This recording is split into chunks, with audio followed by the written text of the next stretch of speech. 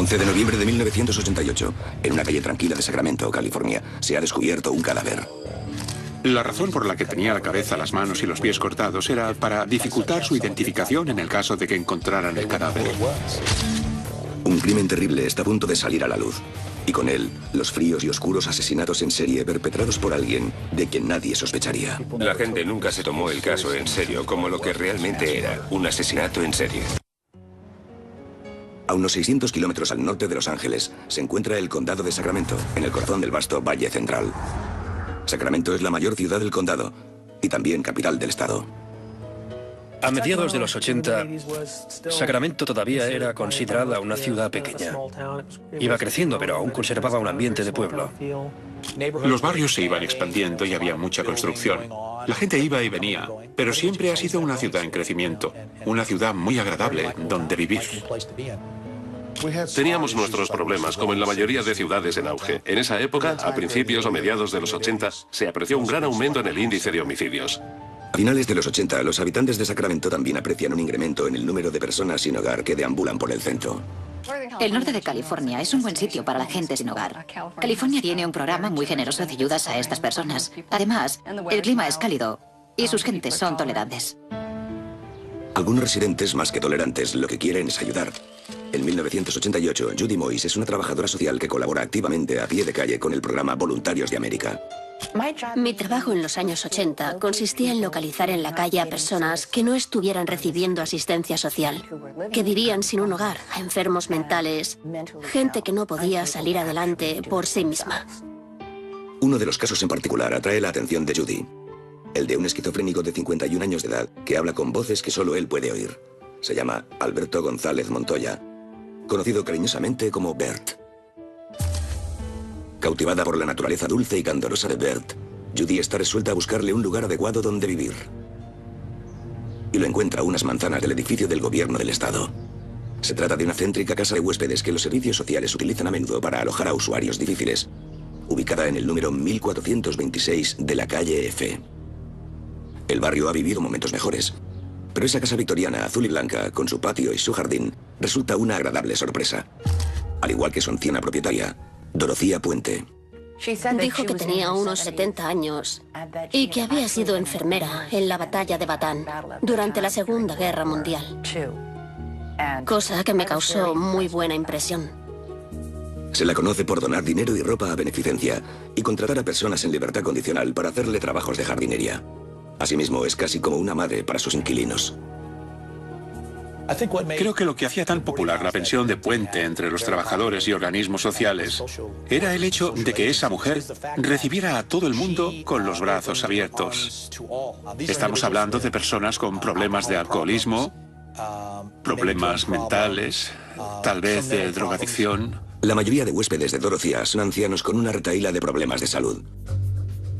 James Gallop es un vagabundo de 62 años de edad con un tumor cerebral. Dorothy Miller es una alcohólica de 64 años. Betty Palmer y Leona Carpenter tienen casi 80 años y no pueden valerse por sí mismas.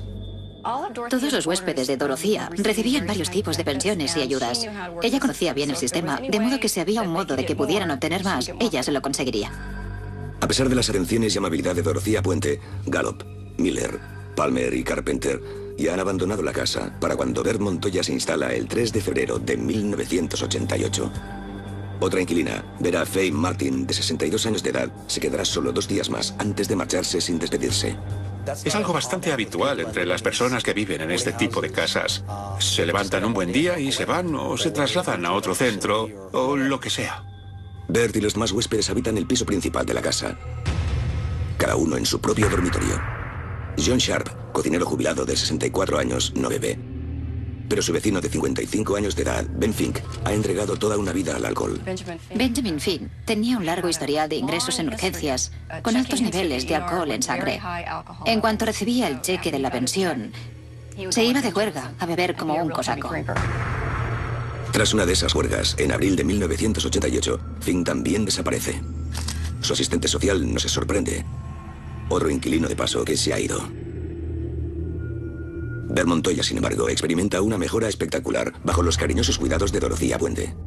Cuando volvimos a verle, iba muy bien peinado aseado y vestido.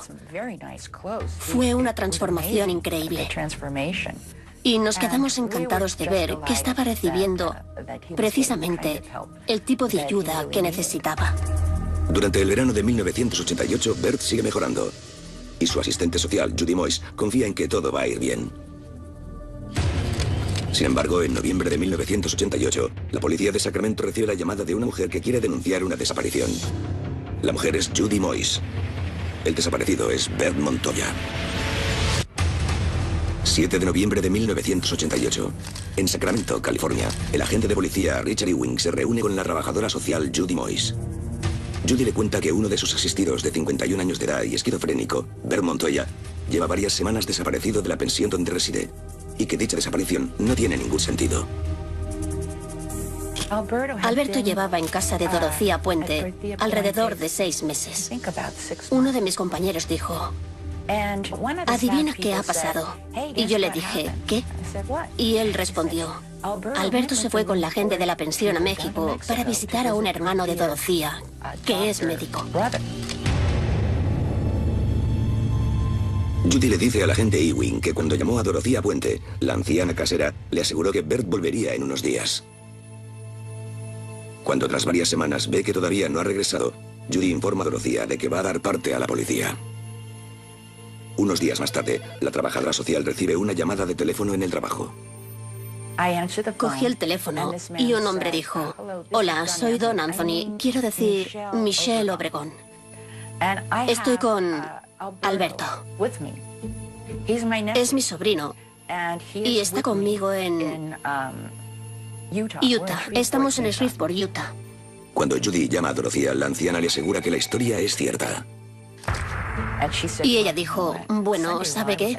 El domingo, cuando yo estaba en misa, vino un pariente suyo, recogió sus cosas, se lo llevó y me dejó una nota. Y yo dije: ya, pues voy a llamar a la policía, porque la historia tenía demasiados cabos sueltos y era evidente que estaba ocultando algo. Judy insta al agente Ewing a que vaya a investigar a la casa del 1426 de la calle F. Le dije que había una persona que vivía en esa casa que se llamaba John Sharp y de quien podía obtener información correcta. John no sufría ningún trastorno mental, ni era alcohólico como los demás residentes, y pensé que él le daría la versión más veraz de lo que hubiera sucedido. Así pues, poco después, el agente Ewing se presentó en casa de Dorothea. Dorothea Puente se muestra tan amable como siempre, enseñando a la gente el lugar y respondiendo a sus preguntas. Este habla también con John Sharp, que confirma que Bert Montoya se había ido con un familiar la mañana anterior. Convencido de que Dorothea está diciendo la verdad, el agente Ewing está a punto de irse cuando se le acerca John Sharp. Uno de los inquilinos le pasó una nota donde le pedía a la gente que se encontraran en otro lugar porque tenía algo que contarle. Así pues, el policía se reunió después con el inquilino lejos de los demás. Y este le contó que Dorothea había pedido a los huéspedes que mintieran y que dijeran que Bert se había ido con unos familiares. Sharp también comparte sus sospechas de que algo extraño sucede en la casa.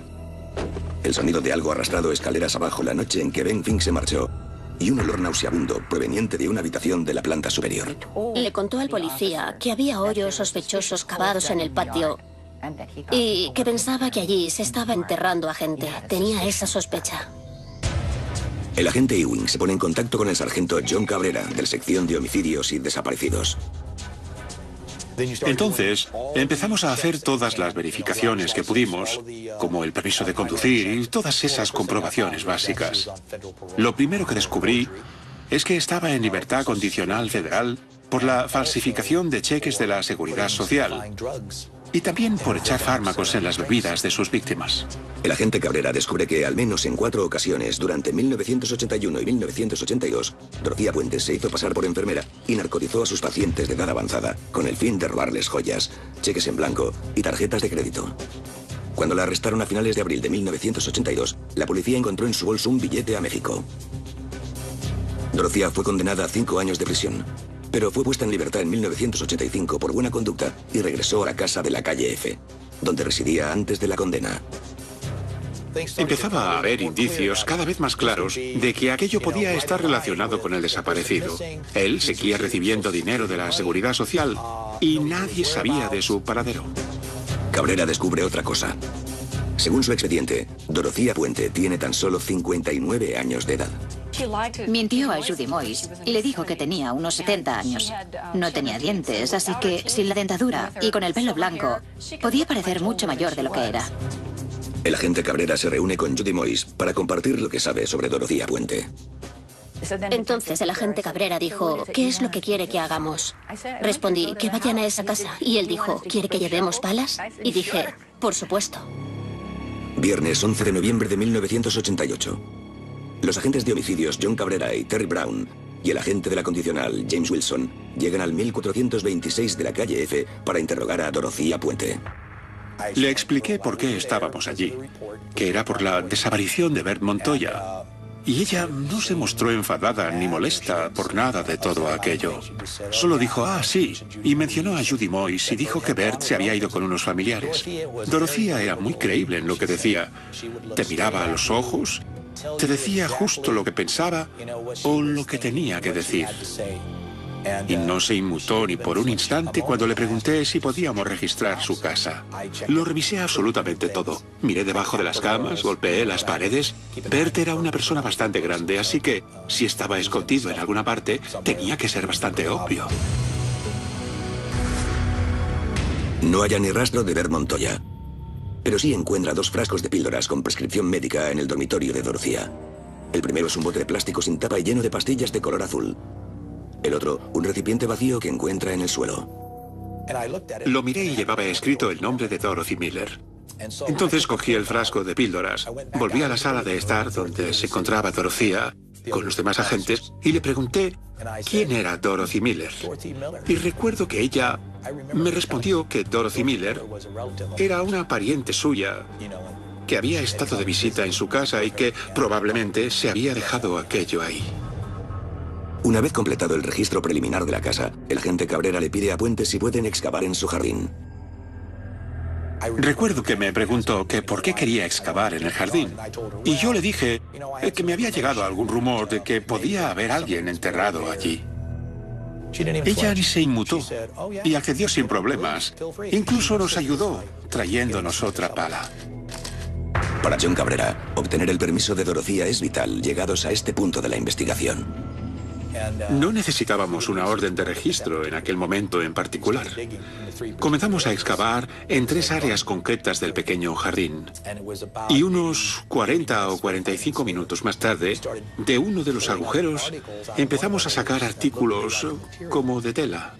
Y junto a todo aquello, también había un montón de pequeños discos que parecían de cuero. Los agentes siguen excavando hasta topar con la raíz de un árbol que no pueden sacar solo con las palas. Me metí en el agujero y empecé a tirar y tirar de ella hasta que finalmente se soltó. Entonces, sentado al borde del hoyo, miré hacia abajo a aquel objeto que tenía entre las manos y vi que no era una raíz, era un hueso humano. Y eso solo fue el principio. 11 de noviembre de 1988. En Sacramento, California, se han encontrado restos humanos enterrados en un patio trasero. La dirección es el 1426 de la calle F, una pintoresca casa victoriana que sirve como refugio de almas perdidas de la sociedad. El sombrío descubrimiento es el resultado de la búsqueda de una de esas almas. Un afable hombre de 51 años que padece esquizofrenia llamado Alberto Bert Montoya, que lleva desaparecido desde el mes de agosto. El agente de homicidios John Cabrera acompaña a la casera Dorothea Puente hasta la fosa recién excavada en el antes impecable patio de su casa. La llevamos allí, la acompañamos hasta el hoyo y le dije, mira eso. Ella se llevó la mano a la boca y exclamó, oh Dios mío. Se puso muy nerviosa y se alteró un poco. Decía que no sabía qué pensar, que no sabía nada de aquello. Y resultaba muy creíble. Lo que muestran a Dorothea es el hueso de una pierna humana, un pie encajado en un zapato y 2 tipos de material, uno ligero y suave y el otro duro y grueso. Determinamos que el material de la tela parecía haber sido parte de un vestido o de algún tipo de blusa. Se solicita la presencia de la perita forense Laura Santos, que decide esperar a que se organice un equipo forense adecuado antes de seguir adelante con la investigación. Había que organizar la escena del crimen. Debía vigilarse la propiedad esa noche hasta el día siguiente y era necesario que todo el mundo pudiera reagruparse y es lo que se hizo básicamente. Por otra parte, solicité la presencia de un agente del CSI en concreto para empezar a fotografiar la escena del crimen y cualquier cosa hallada en la propiedad que pudiéramos considerar probatoria. A la mañana siguiente, sábado 12 de noviembre, los vecinos de la calle F empiezan a congregarse para ver qué ocurre. Una marquesina protege el patio de la lluvia, mientras una multitud de medios de comunicación y curiosos se reúnen en la calle.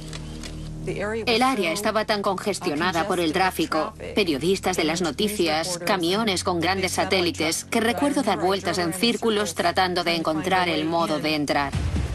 En el jardín, los arqueólogos forenses supervisan la cuidadosa recuperación de los delicados restos. Se apartó toda la tierra que se sacó para examinarla en busca de pruebas.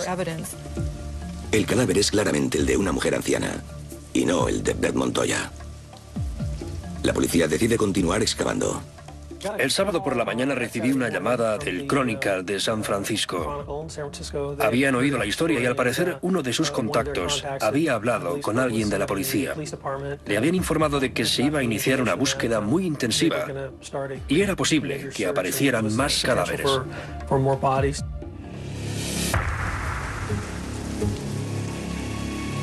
La propiedad en realidad no tenía un patio demasiado grande, pero sí lo suficiente como para tardar bastantes días si teníamos que cavar con palas. Por ese motivo, solicitamos que nos mandaran una retroexcavadora para ayudarnos a excavar todo el jardín. Cuando empieza la excavación, Dorcía Puente le pregunta al agente John Cabrera si puede hablar con él. Ella me preguntó, ¿estoy detenida? Como en ese momento no lo estaba, le dije, pues no, no lo está. ¿Por qué lo dice? Y ella respondió, todo esto me está poniendo nerviosa y me gustaría ir a tomar un café con un familiar aquí, a la vuelta de la esquina, en el hotel. Puesto que se ha mostrado tan servicial y cooperativa, la policía no considera que haya riesgo de fuga. Cuando le dan el visto bueno, Cabrera ayuda a Dorcía a atravesar la multitud y la acompaña hasta el hotel. Por algún lado debo de tener una foto de ella allí hablando con Cabrera cuando se estaba preparando para irse. Tan solo era una ancianita inofensiva. No tenía aspecto de ser capaz de matar siquiera una mosca. Se comportaba de forma amable con respecto a todo aquello, pero aún así, en el fondo, yo tenía una sensación inconsciente de que ahí había algo. Era demasiado amable. Tras regresar al jardín, el agente Cabrera no tarda mucho en darse cuenta de lo acertado de su intuición. 21 minutos más tarde, estaba cavando en una zona y fui a dar con algo. Cavé más profundamente y tiré. Y cuando lo hice, de repente, apareció una pierna. En ese momento, supe que, sin lugar a dudas, allí había ocurrido algo. Me detuve e inmediatamente llamé a mi inspector. Recuerdo que me preguntó, ¿dónde está Dorcía? Y le dije, está en el hotel tomando un café. Salió corriendo a buscarla. A los pocos minutos regresó y dijo, se ha ido. Y recuerdo esa sensación de abatimiento. Dorcía seguramente había querido hablar conmigo porque yo estaba a punto, a medio metro de distancia de descubrir el cadáver y ella no tenía intención de estar allí cuando eso sucediera. Nadie esperaba que Dorcía huyera. Aquello provocó un gran revuelo en los medios de comunicación, porque nadie sabía a dónde había ido. Se había esfumado por completo. Mientras sigue la búsqueda de Puente, la policía encuentra un tercer cadáver. Al igual que los dos primeros, la exhumación se lleva a cabo con precaución, usando desplantadores y brochas. El cuerpo estaba envuelto en numerosas capas. Edredones, colchas, plásticos. Algunas estaban cosidas entre sí, por lo que de momento no podíamos ver nada, pero tampoco queríamos manipular ninguna de las pruebas. Dos patólogos forenses de mi departamento se acercaron al lugar para observar la posición del cadáver, tomar notas y hacer todo lo necesario. Y después todo el tablero con el cuerpo y todas las pruebas y los envoltorios fueron trasladados en una furgoneta al laboratorio forense. Prosigue la excavación del patio, mientras la policía busca a cualquiera que pueda arrojar algo de luz sobre lo que ha estado sucediendo en el 1426 de la calle F. El vecino de Dorothea recuerda un hedor nauseabundo en el mes de mayo, tan horrible que no podía usar el aire acondicionado. Cuando fueron a hablar con ella, solo les dijo que acababa de echar fertilizante en el jardín y que esa debía ser la causa del olor. El vecino también muestra a la policía lo que acaba de encontrar en su propio patio trasero esa misma mañana. Salió por la mañana al jardín y encontró 24 dientes humanos, todos con empastes de plata y oro. Era evidente que ella sabía que el cerco se estaba estrechando. Los trabajadores sociales proporcionan listas de los usuarios que habían enviado a la pensión en los últimos 18 meses, incluyendo a John Sharp y Ben Fink. El agente Cabrera reconoce otro nombre, el de Dorothy Miller, la mujer que Dorothea le había dicho que era una pariente. El domingo 13 de noviembre, la propietaria sigue sin aparecer. Y la historia es noticia de primera plana.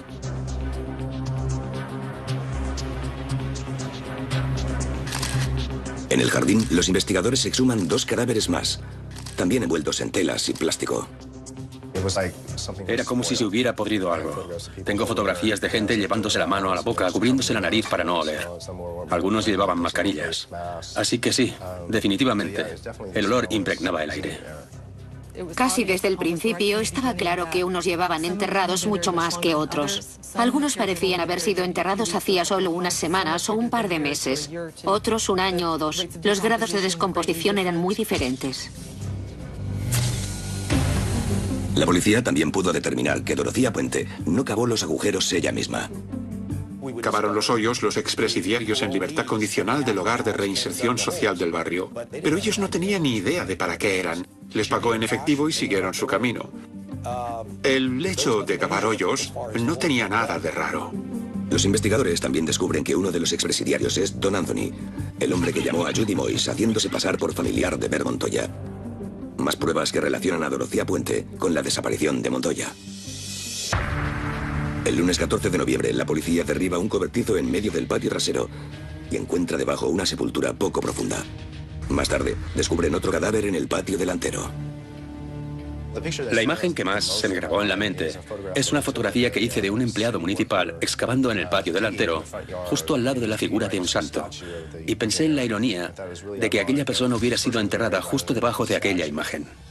La diferencia entre aquel cadáver en particular y los demás era que entre los restos no había cabeza, ni manos, ni pies.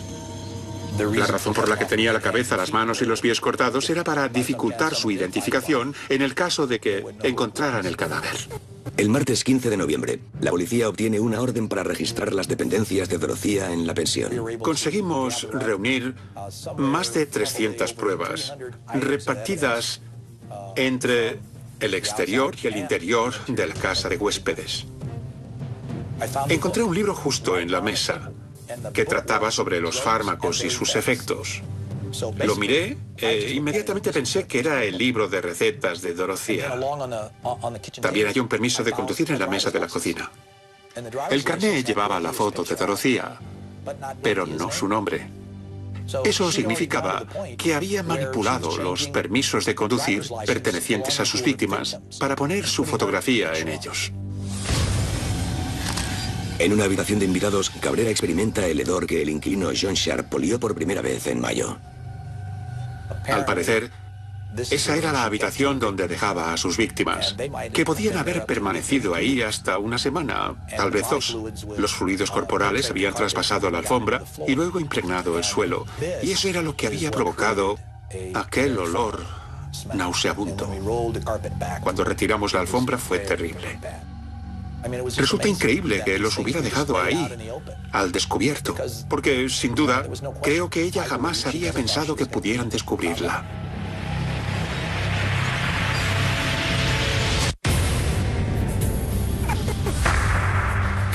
Miércoles 16 de noviembre de 1988.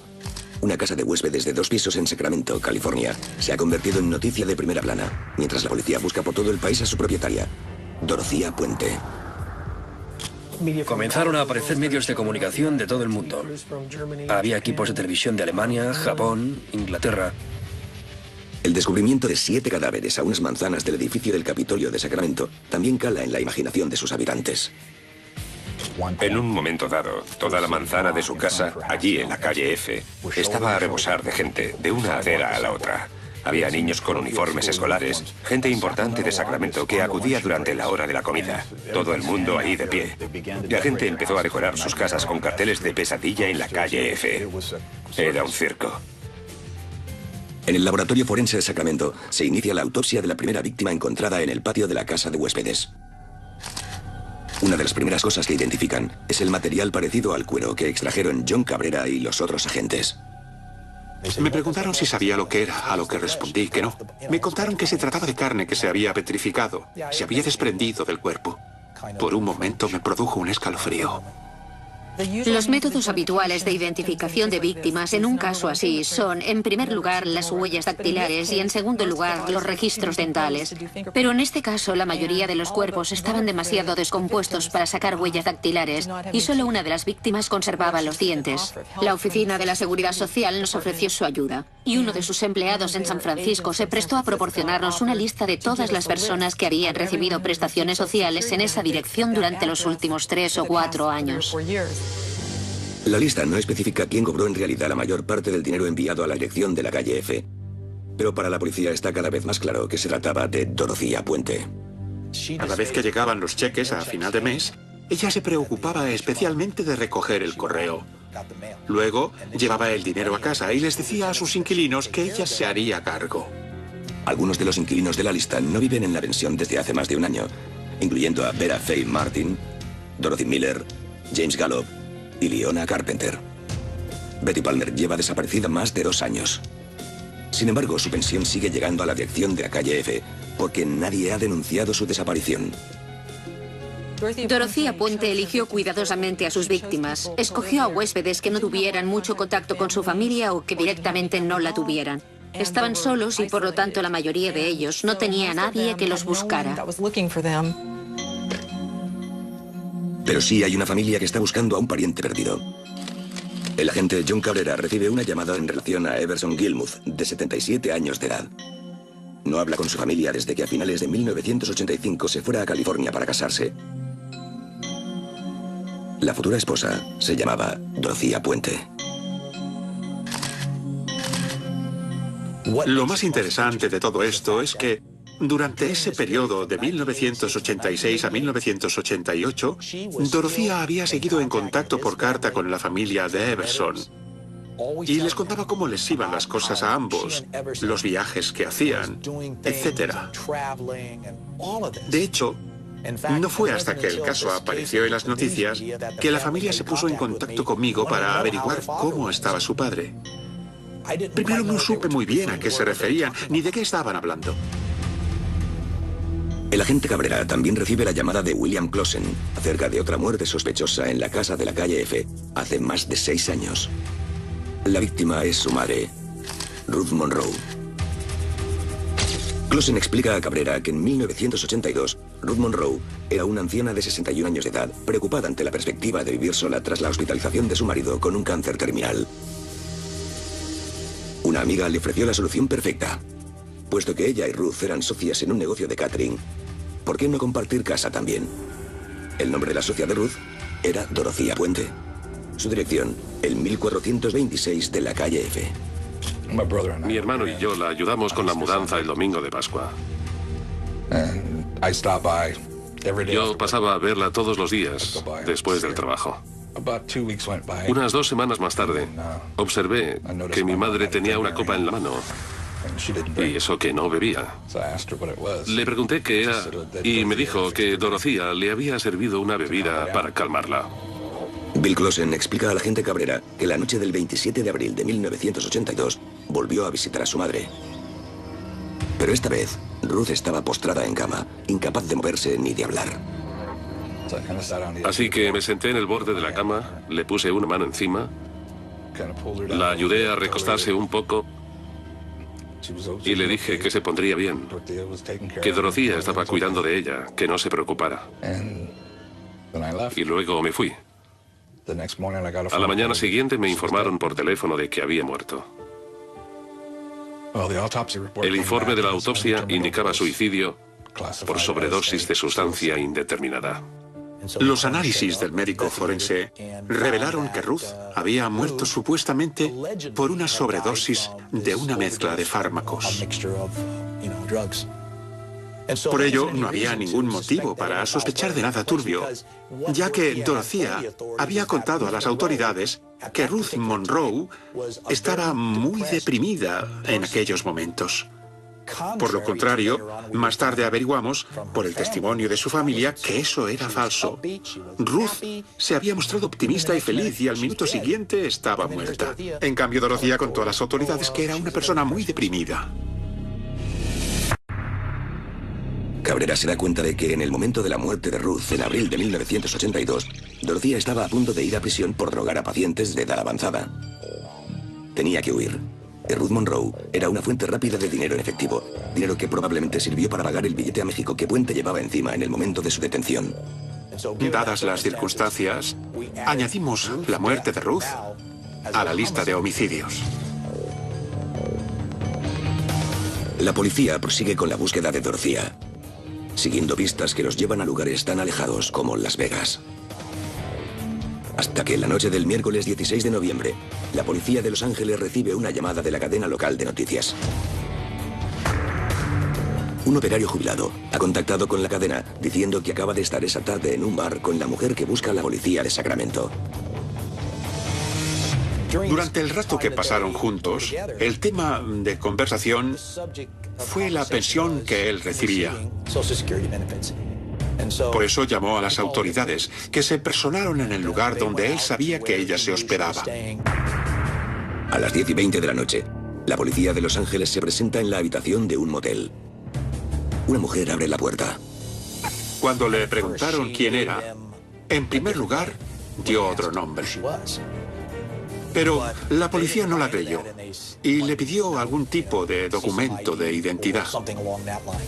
Y entonces ella reconoció ser Dorothea Puente.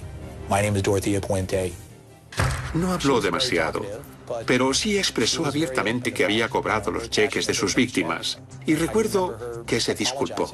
Sin embargo, a pesar de esta confesión, insistía en que no había matado a nadie. Me llamaron para decirme que la traían a Sacramento. Así que me fui para el aeropuerto privado, que era donde iba a llegar su avión. Estaba esposada y tenía un aspecto de abuelita incapaz de romper un plato. Sin embargo, existen las pruebas circunstanciales suficientes para acusar a Dorothea Puente del asesinato de Bert Montoya. No creo que a nadie le hubiera preocupado demasiado la fuga de Dorothea Puente. La gente nunca se tomó el caso en serio como lo que era realmente, un asesinato en serie. Mientras tanto, en las instalaciones forenses se trabaja por turnos para identificar a las 7 víctimas y establecer las causas de su muerte. El cuarto cadáver es un hombre adulto con 4 tatuajes, marcas que sirven para identificar a Ben Fink. Los forenses solo son capaces de obtener las huellas dactilares de 2 de los cuerpos, una mujer y un varón. Los registros militares confirman que la mujer es Dorothy Miller. El hombre es Bert Montoya. Con ello se confirman los peores temores de Judy Moyes. Creo que el móvil que podía tener Dorothea Puente para matar a Alberto era que sabía demasiado y que conocía a demasiada gente a quien podía explicar lo que sucedía. Muy pronto los nombres de las demás víctimas se suman a la lista. James Gallup, Leona Carpenter, Vera Faye Martin y Betty Palmer. Se han identificado los 7 cadáveres, pero no han podido confirmarse las causas de la muerte. Sin embargo, existe un patrón. Había observado que todos los cuerpos que nos traían estaban envueltos de una forma concreta, con un montón de cinta adhesiva, plástico o sábanas. Emití un aviso a todos los cuerpos para averiguar si se había encontrado algún cadáver con características similares. Poco después, el Departamento de Homicidios del Condado de Sutter me comunicó que en 1986 habían encontrado un cadáver en las mismas circunstancias. El cuerpo es identificado como el del anciano de 77 años de edad, Everson Gilmuth, el hombre que se trasladó a California para casarse con Dorothea Puente. El 19 de junio de 1990 se cita a comparecer a juicio a Dorothea Puente por 9 cargos de asesinato, que incluyen las muertes de Ruth Monroe y de Everson Gilmuth. El juicio será casi tan escabroso como los propios crímenes. 9 de febrero de 1993. casi 5 años después de desenterrar el primer hueso humano de aquel jardín en Sacramento, finalmente arranca el juicio de Dorothea Puente por asesinato, con varios retrasos acumulados que suman más de 2 años y que incluyen un traslado de escenario al condado de Monterrey, debido al exceso de publicidad que el juicio ha recibido en Sacramento. La fiscalía presenta más de 3.000 pruebas y 156 testigos. Ninguno de ellos testifica haber visto a Dorothea Puente matar o enterrar a nadie. Y en ninguna de las muertes, excepto en la de Ruth Monroe, existe un móvil claro.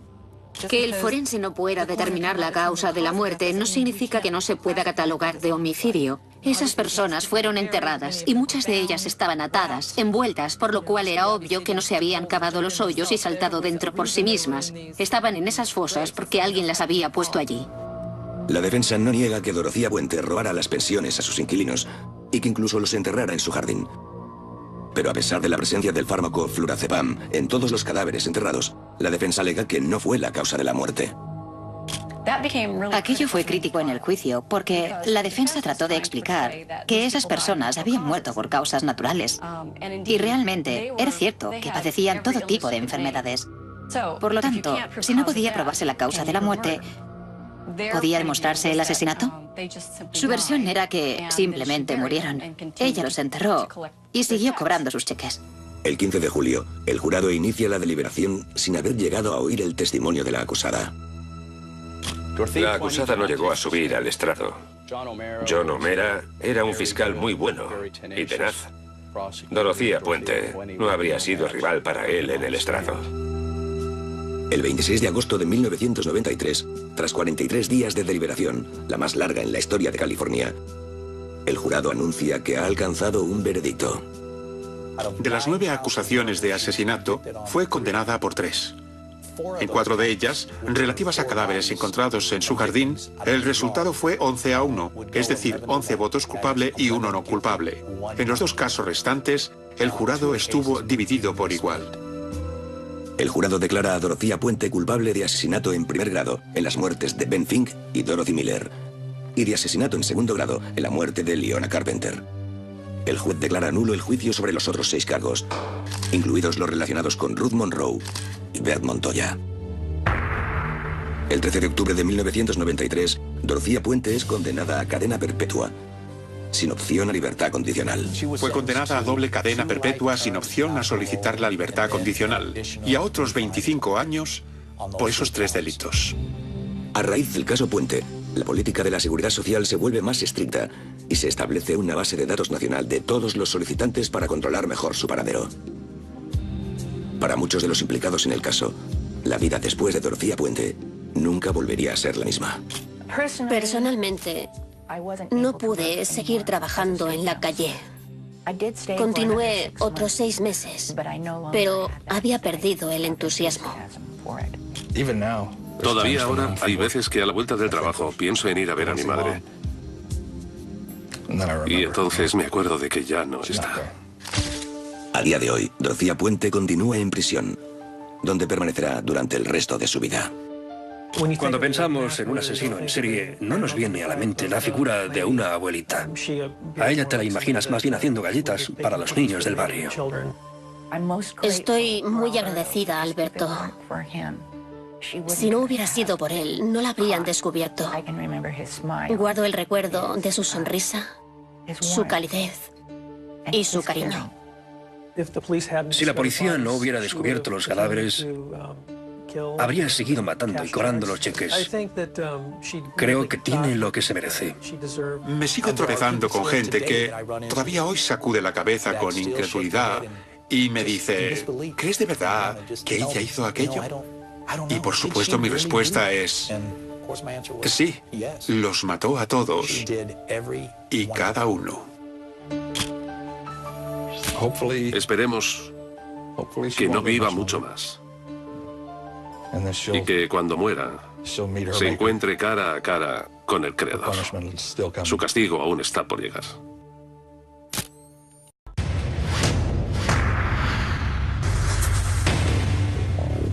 ...11 de noviembre de 1988, en una calle tranquila de Sacramento, California, se ha descubierto un cadáver. La razón por la que tenía la cabeza, las manos y los pies cortados era para dificultar su identificación en el caso de que encontraran el cadáver. Un crimen terrible está a punto de salir a la luz. Y con él, los fríos y oscuros asesinatos en serie perpetrados por alguien de quien nadie sospecharía. La gente nunca se tomó el caso en serio como lo que realmente era, un asesinato en serie. A unos 600 kilómetros al norte de Los Ángeles se encuentra el condado de Sacramento, en el corazón del vasto Valle Central.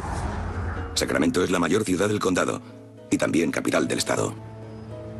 A mediados de los 80, Sacramento todavía era considerada una ciudad pequeña. Iba creciendo, pero aún conservaba un ambiente de pueblo. Los barrios se iban expandiendo y había mucha construcción. La gente iba y venía, pero siempre ha sido una ciudad en crecimiento, una ciudad muy agradable donde vivir. Teníamos nuestros problemas, como en la mayoría de ciudades en auge. En esa época, a principios o mediados de los 80, se apreció un gran aumento en el índice de homicidios.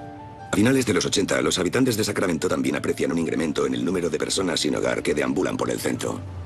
El norte de California es un buen sitio para la gente sin hogar. California tiene un programa muy generoso de ayudas a estas personas. Además, el clima es cálido y sus gentes son tolerantes. Inquilinos. Creo que lo que hacía tan popular la pensión de puente entre los trabajadores y organismos sociales era el hecho de que esa mujer recibiera a todo el mundo con los brazos abiertos. Estamos hablando de personas con problemas de alcoholismo, problemas mentales, tal vez de drogadicción. La mayoría de huéspedes de Dorothea son ancianos con una retahíla de problemas de salud. James Gallup es un vagabundo de 62 años de edad con un tumor cerebral. Dorothy Miller es una alcohólica de 64 años. Betty Palmer y Leona Carpenter tienen casi 80 años y no pueden valerse por sí mismas. Todos los huéspedes de Dorothea recibían varios tipos de pensiones y ayudas. Ella conocía bien el sistema, de modo que si había un modo de que pudieran obtener más, ella se lo conseguiría. A pesar de las atenciones y amabilidad de Dorothea Puente, Gallup, Miller, Palmer y Carpenter ya han abandonado la casa para cuando Bert Montoya se instala el 3 de febrero de 1988. Otra inquilina, Vera Faye Martin, de 62 años de edad, se quedará solo 2 días más antes de marcharse sin despedirse. Es algo bastante habitual entre las personas que viven en este tipo de casas. Se levantan un buen día y se van o se trasladan a otro centro o lo que sea. Bert y los demás huéspedes habitan el piso principal de la casa, cada uno en su propio dormitorio. John Sharp, cocinero jubilado de 64 años, no bebe. Pero su vecino de 55 años de edad, Ben Fink, ha entregado toda una vida al alcohol. Benjamin Fink tenía un largo historial de ingresos en urgencias, con altos niveles de alcohol en sangre. En cuanto recibía el cheque de la pensión, se iba de juerga a beber como un cosaco. Tras una de esas juergas, en abril de 1988, Fink también desaparece. Su asistente social no se sorprende. Otro inquilino de paso que se ha ido. Bert Montoya, sin embargo, experimenta una mejora espectacular bajo los cariñosos cuidados de Dorothea Puente. Cuando volvimos a verle, iba muy bien peinado, aseado y vestido. Fue una transformación increíble. Y nos quedamos encantados de ver que estaba recibiendo precisamente el tipo de ayuda que necesitaba. Durante el verano de 1988, Bert sigue mejorando. Y su asistente social, Judy Moyes, confía en que todo va a ir bien. Sin embargo, en noviembre de 1988, la policía de Sacramento recibe la llamada de una mujer que quiere denunciar una desaparición. La mujer es Judy Moyes. El desaparecido es Bert Montoya. 7 de noviembre de 1988. En Sacramento, California, el agente de policía Richard Ewing se reúne con la trabajadora social Judy Moyes. Judy le cuenta que uno de sus asistidos de 51 años de edad y esquizofrénico, Bert Montoya, lleva varias semanas desaparecido de la pensión donde reside y que dicha desaparición no tiene ningún sentido. Algunos residentes más que tolerantes lo que quieren es ayudar. En 1988, Judy Moyes es una trabajadora social que colabora activamente a pie de calle con el programa Voluntarios de América. Mi trabajo en los años 80 consistía en localizar en la calle a personas que no estuvieran recibiendo asistencia social, que vivían sin un hogar, a enfermos mentales, gente que no podía salir adelante por sí misma. Uno de los casos en particular atrae la atención de Judy. El de un esquizofrénico de 51 años de edad que habla con voces que solo él puede oír. Se llama Alberto González Montoya, conocido cariñosamente como Bert. Cautivada por la naturaleza dulce y candorosa de Bert, Judy está resuelta a buscarle un lugar adecuado donde vivir. Y lo encuentra a unas manzanas del edificio del gobierno del estado. Se trata de una céntrica casa de huéspedes que los servicios sociales utilizan a menudo para alojar a usuarios difíciles, ubicada en el número 1426 de la calle F. El barrio ha vivido momentos mejores, pero esa casa victoriana azul y blanca, con su patio y su jardín, resulta una agradable sorpresa. Al igual que su anciana propietaria, Dorothea Puente. Dijo que tenía unos 70 años y que había sido enfermera en la batalla de Batán durante la Segunda Guerra Mundial. Cosa que me causó muy buena impresión. Se la conoce por donar dinero y ropa a beneficencia y contratar a personas en libertad condicional para hacerle trabajos de jardinería. Asimismo, es casi como una madre para sus... Alberto llevaba en casa de Dorothea Puente alrededor de 6 meses. Uno de mis compañeros dijo: adivina qué ha pasado. Y yo le dije: ¿qué? Y él respondió: Alberto se fue con la gente de la pensión a México para visitar a un hermano de Dorothea, que es médico. Judy le dice al agente Ewing que cuando llamó a Dorothea Puente, la anciana casera le aseguró que Bert volvería en unos días. Cuando tras varias semanas ve que todavía no ha regresado, Judy informa a Dorothea de que va a dar parte a la policía. Unos días más tarde, la trabajadora social recibe una llamada de teléfono en el trabajo. Cogí el teléfono y un hombre dijo: hola, soy Don Anthony, quiero decir Michelle Obregón. Estoy con Alberto. Es mi sobrino y está conmigo en Utah. Estamos en Shreveport, Utah. Cuando Judy llama a Dorothea, la anciana le asegura que la historia es cierta. Y ella dijo: bueno, ¿sabe qué? El domingo, cuando yo estaba en misa, vino un pariente suyo, recogió sus cosas, se lo llevó y me dejó una nota. Y yo dije: ya, pues voy a llamar a la policía, porque la historia tenía demasiados cabos sueltos y era evidente que estaba ocultando algo. Judy insta al agente Ewing a que vaya a investigar a la casa del 1426 de la calle F.